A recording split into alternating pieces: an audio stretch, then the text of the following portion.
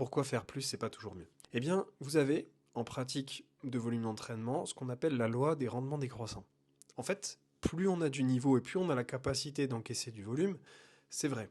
Mais ce qu'il faut comprendre, c'est que vous avez tous et toutes des niveaux de volume, que ce soit de la VME, que ce soit de la VAM, des niveaux de volume. Et en fait, plus ce volume d'entraînement va être important, plus ça peut être intéressant, plus ça peut être optimal, selon bien sûr votre pratique. Mais ce qu'il faut retenir, c'est qu'en fait, c'est un peu comme une colline. Vous allez toucher un seuil à partir duquel les niveaux de rendement vont être de moins en moins intéressants.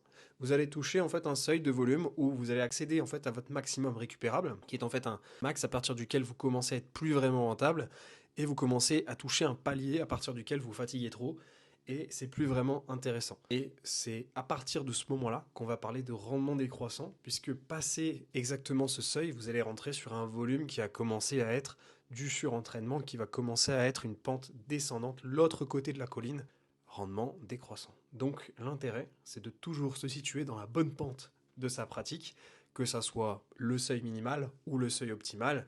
Bien sûr, pas de mauvaise réponse, mais surtout de rester dans le bon côté. Si tu veux, je t'explique tout ça